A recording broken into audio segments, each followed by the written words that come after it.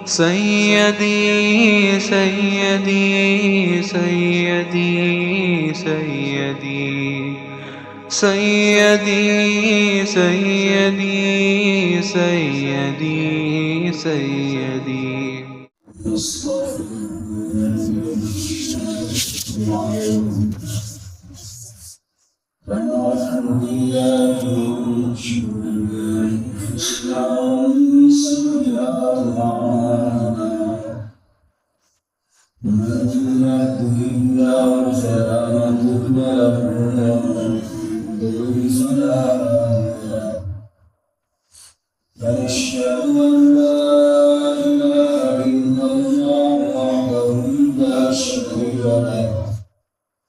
وأشهد أن سيدنا ورسولنا وحبيبنا وشفيعنا محمدا ومولانا محمدا عبده ورسوله صلى الله تبارك وتعالى عليه وعلى آله وأصحابه وأسبابه وبارك وسلم تسليما كثيرا كثيرا. أما بعد فأعوذ بالله من الشيطان الرجيم. بسم الله الرحمن الرحيم. إن هذا القرآن يهدي للتي هي أقوم ويبشر المؤمنين الذين يعملون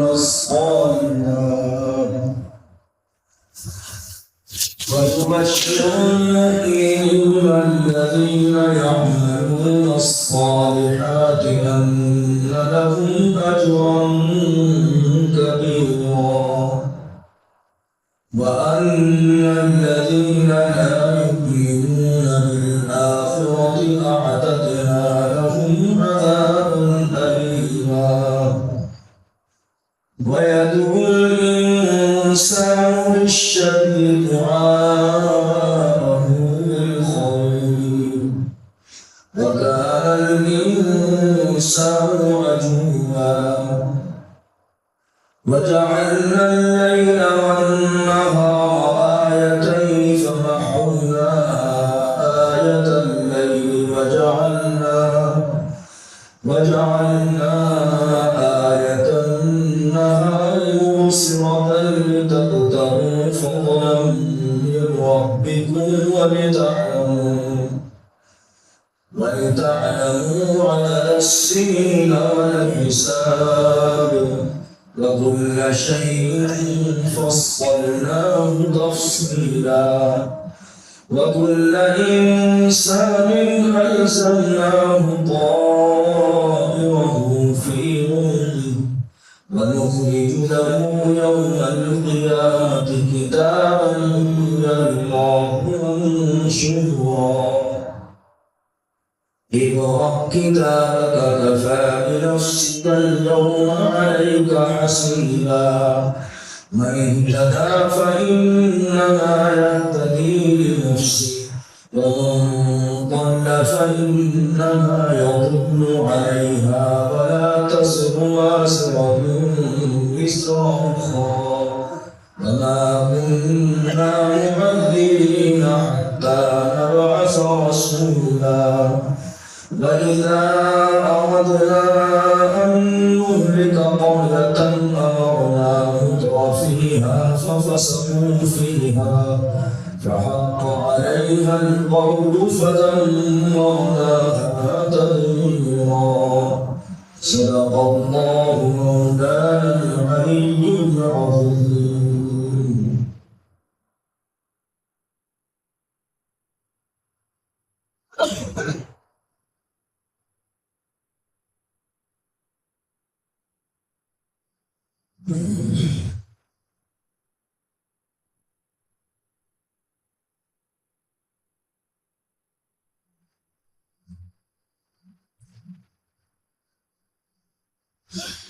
گزشتہ آیتوں میں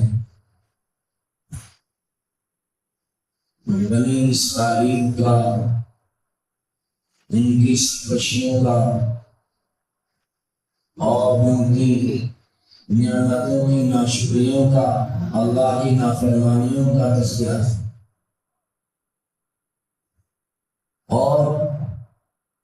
ان نافرمانیوں کی وجہ سے ان کے اوپر جو دنیا میں سزائیں مسلم ہوئی ان کو بیان کیا گیا۔ اس کے بعد پہلی آیت میں ارشاد فرمایا جا رہا ہے ان ھذا القرآن یہدی للتی ہی اقوم، یہ قرآن وہ راستہ بتلاتا ہے جو سب سے سیدھا ہے۔ اقوام کی تفسیر کی گئی ہے جو راستہ قریب بھی ہو اور اس کے ذریعے سے منزل تک پہنچنا، منزل مقصود تک پہنچنا آسان ہو اور خطرات سے خالی بھی، اس راستے میں خطرات نہ ہو، اس کو اقوام کہا جاتا ہے۔ تین چیزیں اس کے اندر ہوں، قریب کا راستہ ہو، اسی طرح سے منزل مقصود تک آسانی سے پہنچانے والا ہوں، اور نمبر تین خطرات سے خالی ہے، اس کو اقوام کہا جاتا ہے۔ قرآن کریم کی یہ صفت بیان کی گئی کہ یہ قرآن وہ راستہ بتلاتا ہے جو اقوام ہے، جس کے اندر تینوں صفتیں ہیں۔ یہ صفت بھی ہے کہ اللہ تبارک و تعالیٰ تک، جنت تک پہنچنا اس کے ذریعے آسان ہے، اور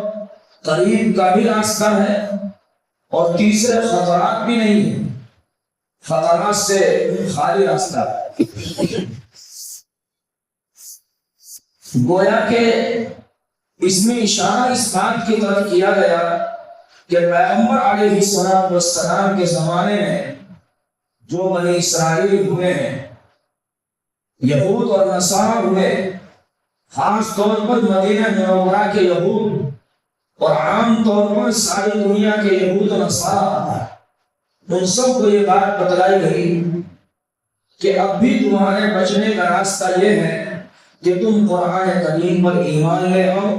اور قرآن کریم کو اچھی طرح سے اپنی زندگی میں لاؤ، اس کے اوپر عمل کرو، اور اس کو اپنی زندگی میں اس کو مضبوطی سے پکڑو۔ جب مضبوطی سے اس کو پکڑ لو گے، اس پر ایمان لے آؤ گے، تو پچھلی ساری چیزیں تمہاری ختم ہو جائیں گی، ساری نافرمانیاں جو تم سے ہوئی، ناشکریاں ہوئی، وہ ختم، اور اللہ تبارک و تعالیٰ تک تمہارا پہنچنا آسان ہو جائے گا اس قرآن کریم کے ذریعے سے۔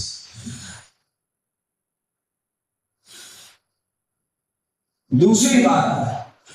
قرآن کریم کو یہاں پر یہ فرمایا گیا کہ یہ اقوام سیدھا راستہ بتلاتا ہے،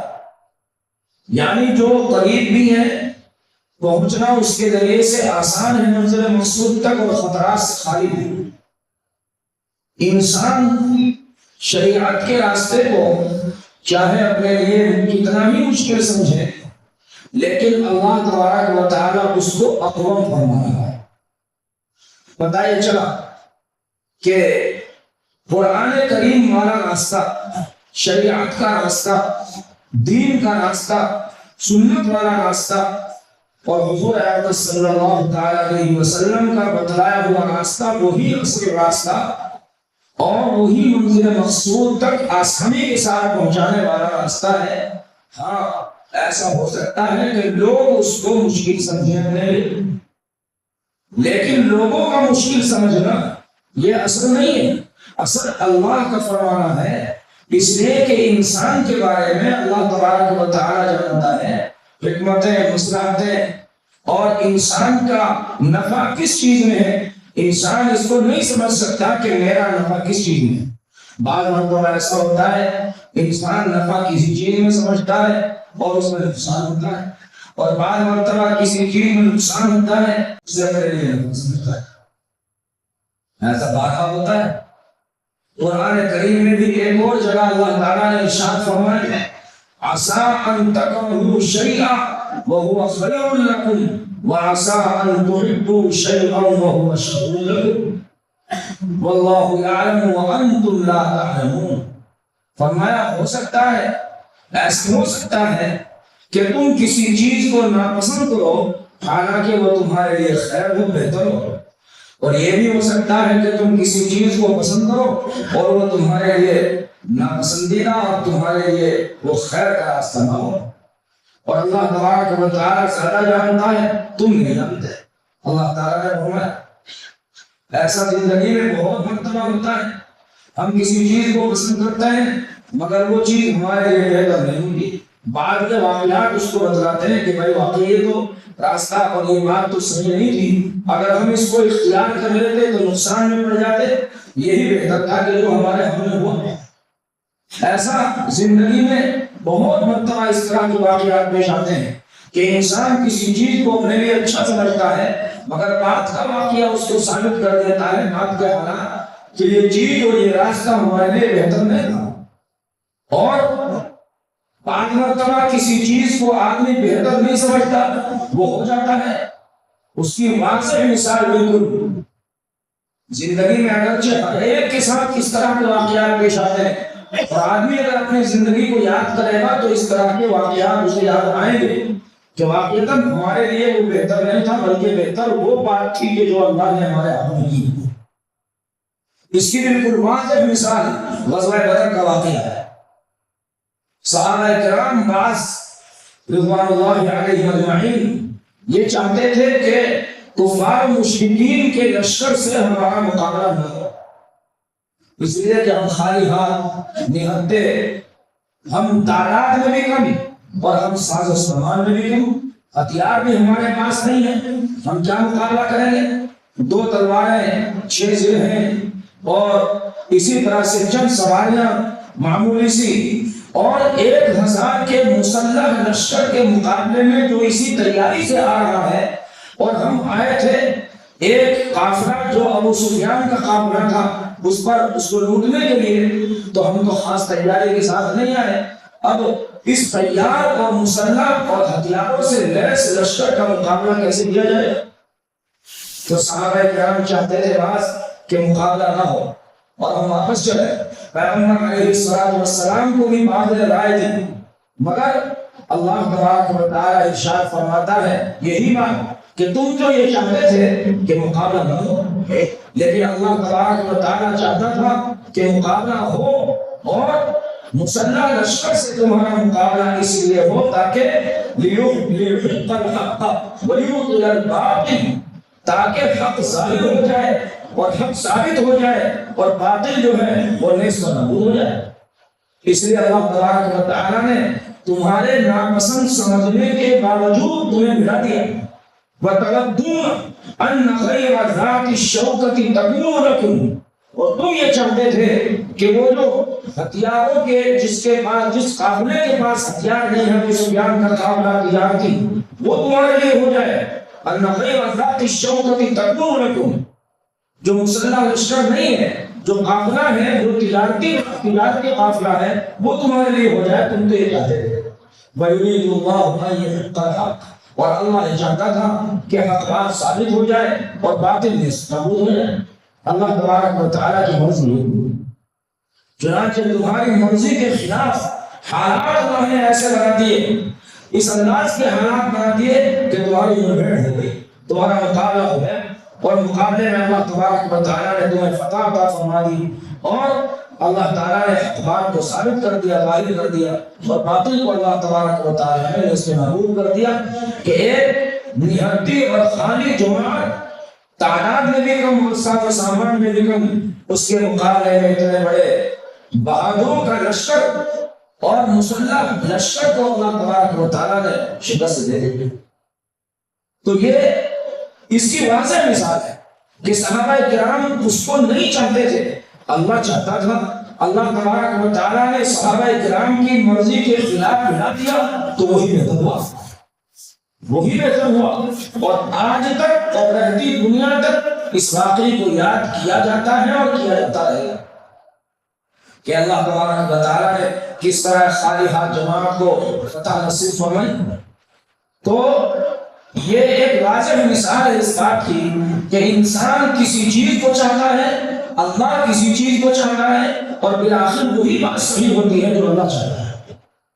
بندہ جو چاہتا ہے وہ ہمیشہ صحیح نہیں ہوتی، بلکہ اللہ تبارک و تعالیٰ کو معلوم ہے کہ اس میں بندے کا نفع ہے یا نہیں ہے، وہ بندے کے لیے خیر ہے یا نہیں، بندے کے لیے اس میں بہترائی ہے یا نہیں۔ اللہ تبارک و تعالیٰ اس بات کو جانتا ہے، بندہ نہیں جانتا۔ واللہ یعلم وانتم لا تعلمون، اللہ تعالیٰ زیادہ جانتا ہے، تم نہیں۔ اسی لیے میں عرض کر رہا ہوں کہ قرآن کریم کا راستہ، دین و شریعت کا راستہ، اور پیغمبر علیہ السلام کا بتایا ہوا راستہ، سنت والا راستہ، یہی انسان کے لیے بہتر ہے، یہی انسان کے لیے خیر ہے۔ اگرچہ انسان بعض مرتبہ اس کو اپنے لیے مشکل سمجھتا ہے، چنانچہ بعض جدید قسم کے لوگ کہتے بھی ہیں،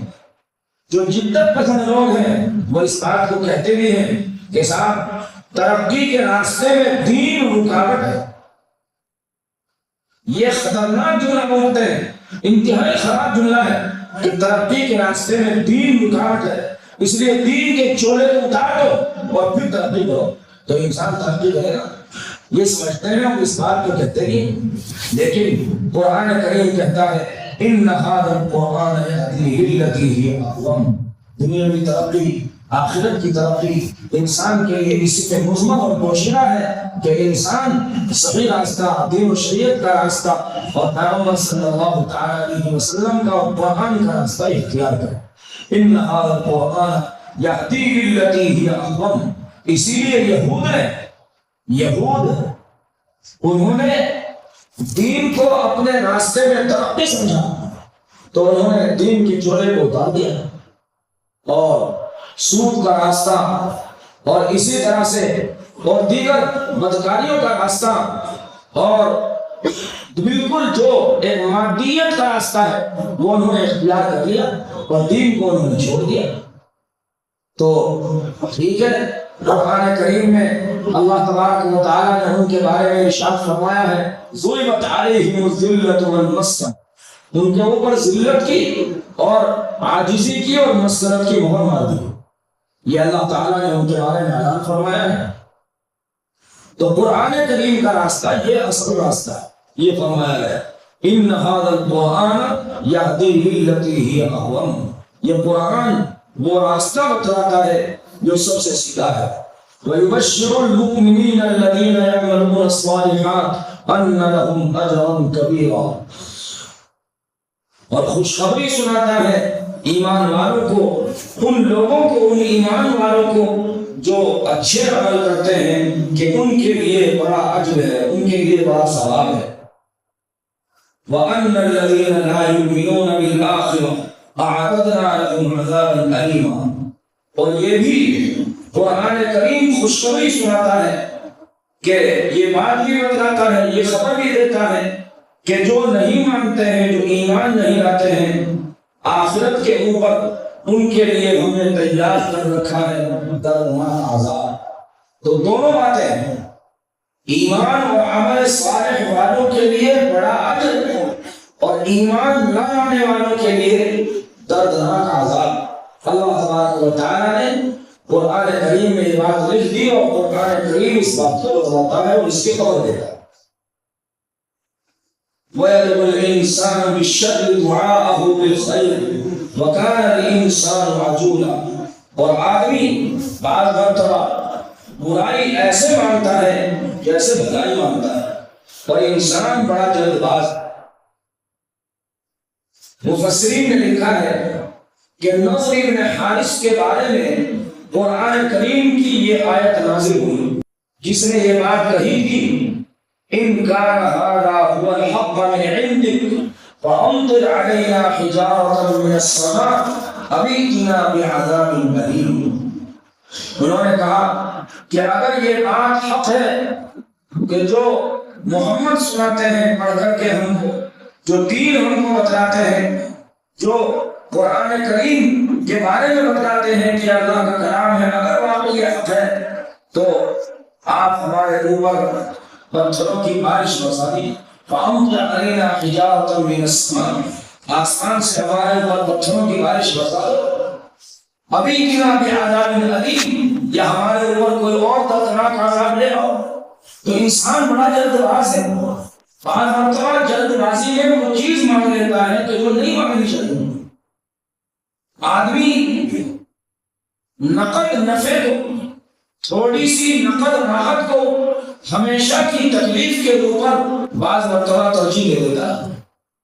تھوڑی سی راحت، اور زبان سے ایسی بات کہہ دیتا ہے کہ بعد میں اگر خود بھی اس کے اوپر غور کرے گا تو خود بھی پچھتائے گا کہ واقعی میری زبان سے جملہ غلط نکل گیا۔ لیکن انسان جلد باز ہے، اس لیے وہ لمبی منصوبہ بندی نہیں کرتا، خاص طور پر اس زمانے میں مسلمان۔ یہ تو ہر انسان کی بات ہے، قرآن کریم میں جو کہا گیا یہ تو خاص طور پر کفار و مشرکین کو بات کہی گئی ہے، لیکن اس سے یہ نصیحت بھی نکلتی ہے جو میں عرض کر رہا ہوں۔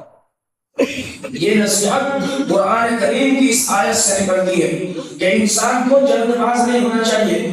انسان فوری نقد نفع کو نہیں دیکھنا چاہیے، بلکہ لمبی منصوبہ بندی کر کے اور لمبی منصوبہ بندی کے کرنے کے بعد اس کے اوپر عمل درآمد کرے اور پھر نتیجے کو بہت بعد میں تلاش کرے۔ فوری طور پر نتیجے کو تلاش نہیں کرنا چاہیے۔ یہ اس زمانے میں مسلمانوں کا حال بھی ہے کہ وہ نقد فوری نفع کو دیکھتا ہے اور دیر تک کسی عمل کو کرنا یہ انسان کے بس سے باہر ہے، مسلمان کے بس سے باہر ہے۔ دیر تک تمام کے ساتھ کسی بات کے اوپر عمل کرنا اور چلنا اس راستے پر،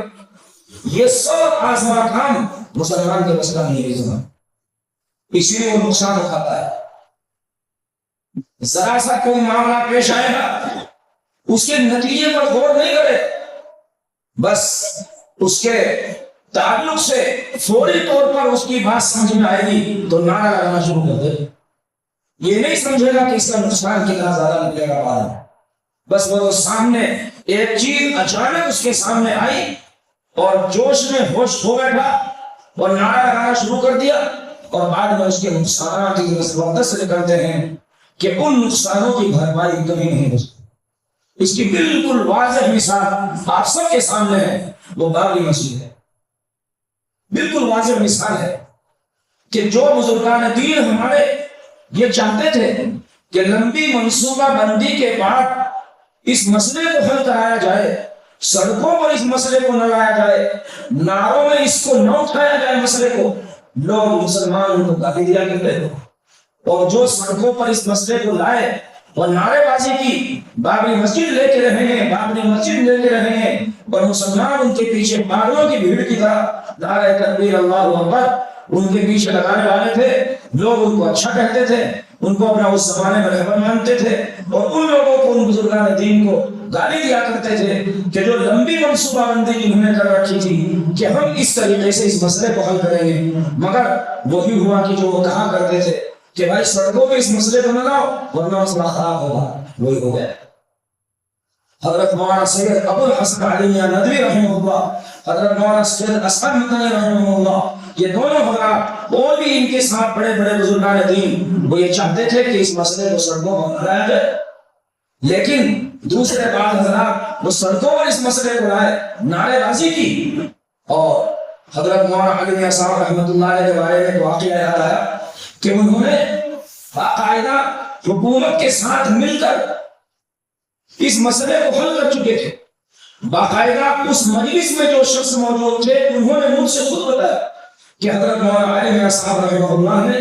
اس مسئلے کو اس طریقے سے حل کیا حکومت کے سامنے، اور وہ منظور بھی ہو گیا تھا۔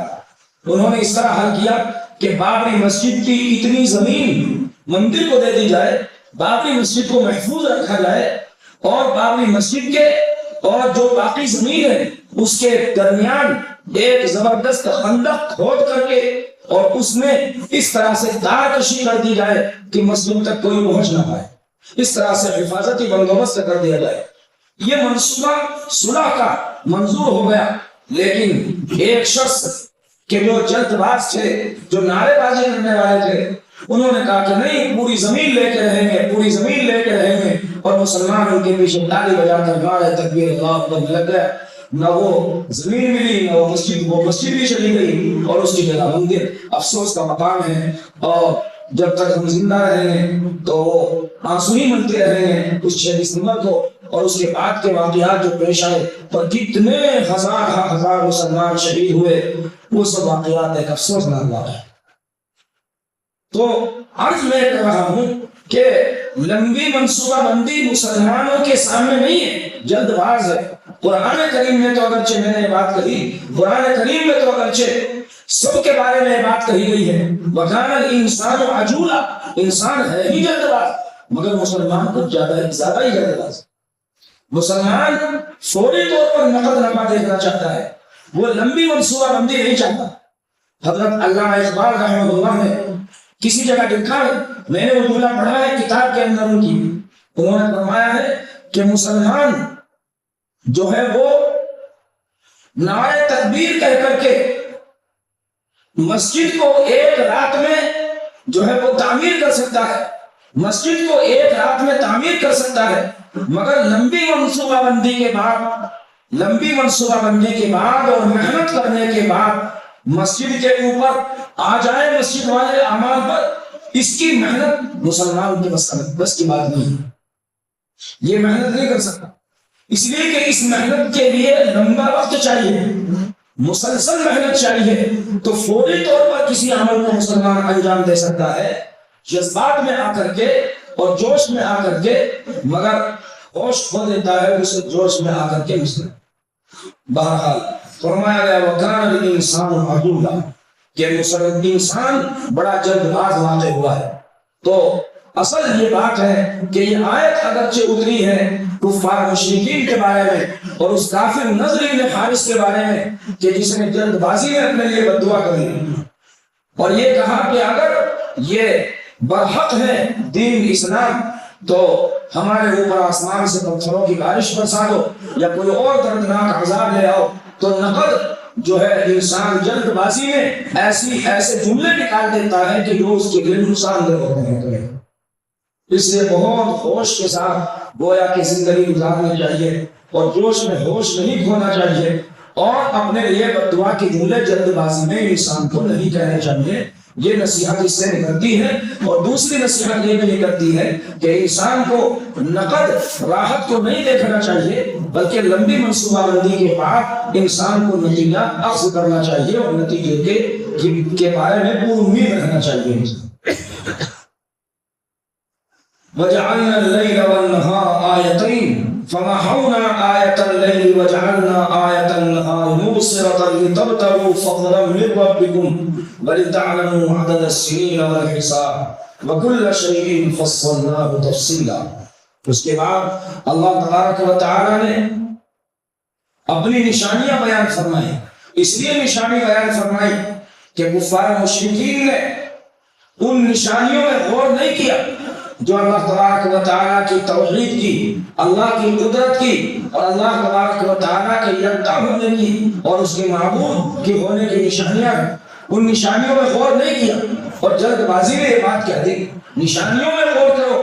اور پھر اپنی عقل سے سمجھنے کی کوشش کرو کہ واقعتاً اللہ تبارک و تعالیٰ کی ذات موجود ہے یا نہیں، یکتا ہے یا نہیں، اور وہ اپنی ذات میں، صفات میں اور عبادت میں یکتا ہے اور تنہا منفرد ہے یا نہیں ہے۔ تو بعض نشانیوں کو بیان فرمایا، ارشاد فرمایا وَجَعَلْنَا اللَّيْلَ آيَتَيْنِ، اور ہم نے بنائے رات اور دن دو نشانیاں، دو نمونے۔ فَمَحَوْنَا آيَةَ اللَّيْلِ وَجَعَلْنَا آيَةَ النَّهَارِ مُبْصِرَةً، پھر ہم نے رات کا نمونہ اندھیرا بنایا، رات کے نمونے کو مٹا دیا۔ مٹانے کا مطلب یہ ہے کہ اللہ نے اس کو اندھیرا بنایا، روشن نہیں بنایا رات کے حصے کو، اور رات کو اللہ تبارک و تعالیٰ نے وَجَعَلْنَا آيَةَ النَّهَارِ مُبْصِرَةً، اور ہم نے بنا دیا دن کی نشانی کو دیکھنے کے لیے، تاکہ تلاش کرو تم اپنے رب کا فضل۔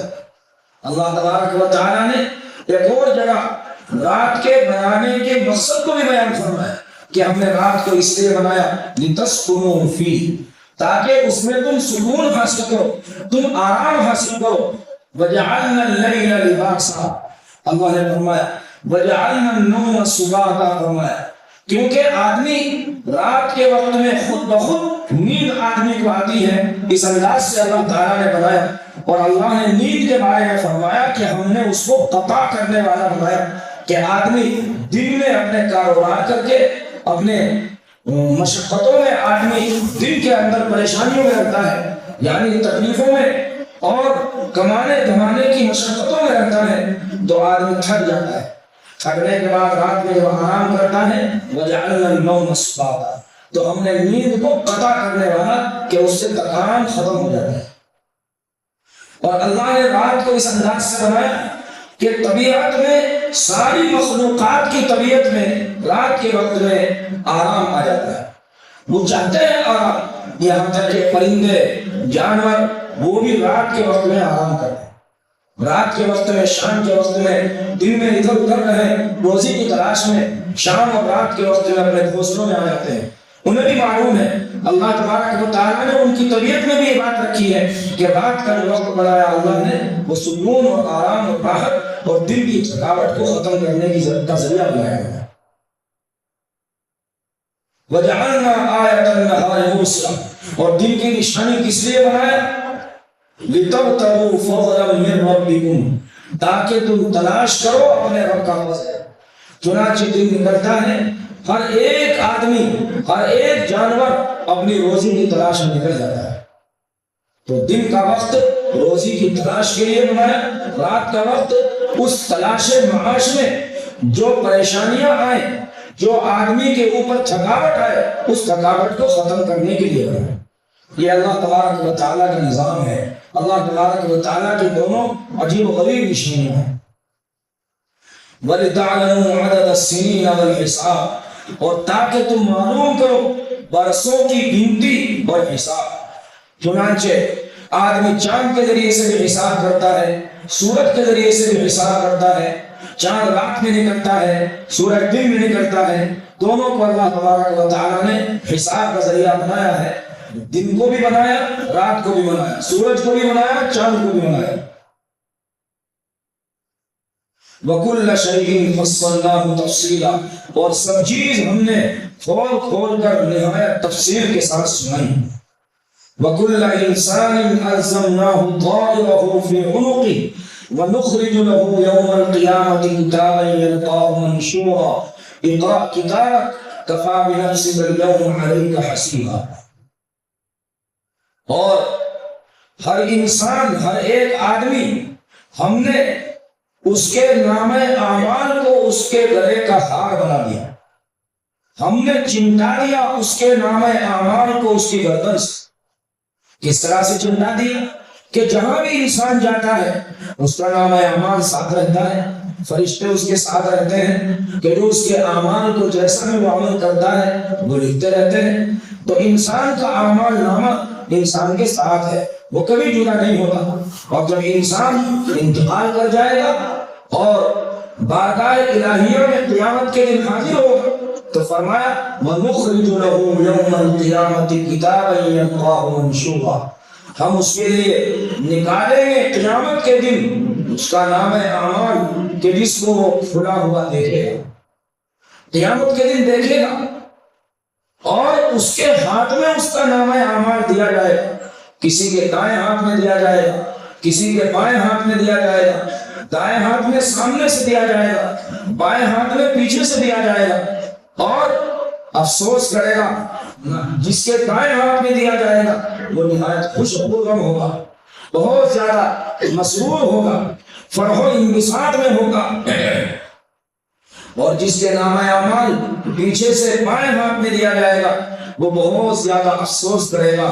بہت زیادہ پریشانی میں ہوگا، اور بہت زیادہ غم کرے گا اس بات کے اوپر کہ نام اعمال میرا بائیں ہاتھ میں کیوں دیا گیا۔ اللہ تبارک و تعالی ہم سب کو دائیں ہاتھ میں جن کے نام اعمال دیا جائے ان میں سے اللہ ہم سب کو بنائے، اصحاب الیمین میں سے اللہ تعالی ہم سب کو بنائے۔ تو فرمایا کہ نام اعمال کو سامنے کھلا ہوا دیکھے گا. اور قرآن کریم میں 15ویں پارے کے آخر میں ہے، اسی سورہ کہف کے آخر میں، کہ انسان کہے گا ما لهذا الكتاب لا يغادر صغيرة ولا كبيرة إلا أحصاها. اس نام اعمال کو کیا ہو گیا کہ یہ کچھ بھی نہیں چھوڑتا ہے، نہ کسی بڑے عمل کو چھوڑتا ہے نہ کسی چھوٹے عمل کو، سب کچھ اس میں لکھا ہوا ہے. یہ انسان اس طرح سے کہے ما لهذا الكتاب لا يغادر صغيرة ولا كبيرة إلا أحصاها. نام اعمال کو دیکھ کر بعض روایات میں ہے کہ انسان کہے گا کہ اس میں بعض نیک اعمال میرے نظر نہیں آ رہے ہیں جو میں نے دنیا میں کیے تھے. اس طرح سے پوچھے گا، سوال کرے گا فرشتوں سے، جواب دیا جائے گا کہ تمہارے وہ نیک اعمال اس لیے مٹا دیے گئے کہ تم دوسرے لوگوں کی فلاں فلاں لوگوں کی غیبت کیا کرتے تھے، جن کی وجہ سے تمہارے نام اعمال سے وہ اعمال مٹا کر اور ان کو عطا کر دیے گئے، ان کو دے دیے. یہ نام اعمال سے اعمال مٹانے کا ایک سبب یہ بھی ہے دوسروں کی غیبتیں کرنا، برائیاں کرنا. اس لیے اس سے اپنے کو بہت زیادہ محفوظ رکھنا چاہیے. فرمایا وَنُخْرِجُ لَهُ يَوْمَ الْقِيَامَةِ كِتَابًا يَلْقَاهُ مَنشُورًا، اور نکال کر دکھائیں گے ہم اس کو قیامت کے دن ایک کتاب کہ دیکھے گا وہ اس کو کھلی ہوئی. مراد اس کتاب سے اس کا نام اعمال ہے. اقرأ کتاب، اور اس سے کہا جائے گا کہ لے اپنا نام اعمال، اپنی کتاب پڑھ. کفا بنفسک اليوم علیک حسیبا، تو کافی ہے آج اپنا حساب دینے والا. یعنی تو دیکھ اپنے نام اعمال کو پڑھ تو تجھے پڑھنے کے بعد خود ہی اندازہ لگ جائے گا کہ کتنی سزا تجھے دینی چاہیے اور کتنی جزا تجھے دینی چاہیے. تجھے خود ہی اندازہ ہو جائے. کفا بنفسک اليوم علیک حسیبا، تو اپنے اوپر حساب لینے والا کافی ہے. تجھے خود معلوم ہو جائے گا کہ کتنا تجھے اجر ملنا چاہیے، کتنا ثواب ملنا چاہیے اور کتنا تجھے عذاب ملنا چاہیے. نام اعمال پڑھنے کے بعد اندازہ ہوا. اسی لیے نبی کریم صلی اللہ تعالی علیہ وسلم نے اپنی دعاؤں میں سے ایک دعا یہ بھی آپ فرماتے تھے اللہم حاسبنی حسابا یسیرا، اللہم حاسبنی حسابا یسیرا. اردو میں بھی مان سکتے ہیں اپنی زبان میں کہ اللہ میرا آسان حساب لینا. حضرت عائشہ رضی اللہ تعالی عنہا نے پوچھا یا رسول اللہ آپ تو حساب کی دعا کر رہے ہیں، حالانکہ حساب کے بارے میں تو قرآن کریم میں یہ ہے کہ جس کا حساب لیا جائے گا تو اس کو عذاب ہوگا. آپ نے خود فرمایا ہے کہ جس کو جو ہے وہ حساب لیا جائے گا اس کو عذاب ہوگا. تو فرمایا کہ نہیں، آسان حساب کا مطلب یہ ہے کہ ایسے ہی نظر گزارنا، جلدی جلدی نظر گزارنا، یہ ہے آسان حساب. اور فرمایا وَمَن نُوقِشَ الْحِسَابَ، جس سے سخت حساب لیا جائے گا، چونو چنا کے ساتھ حساب لیا جائے گا، وہ تو جواب دے ہی نہیں پائے گا، وہ تو ضرور ہلاک. اس لیے پیغمبر علیہ السلام یہ دعا فرماتے تھے اللہم حاسبنی حسابا یسیرا. تو فرمایا اقرأ کتاب کفا بنفسک اليوم علیک حسیبا، لے اپنی کتاب پڑھ، تو ہی کافی ہے آج اپنا حساب لینے والا. تجھے اندازہ ہو جائے گا کہ کتنی تجھے جزا ملنی چاہیے اور کتنی تجھے سزا ملنی چاہیے. اللہ تبارک و تعالی سب کو اپنے سنے سے زیادہ عمل کرے، تو پھر مسجد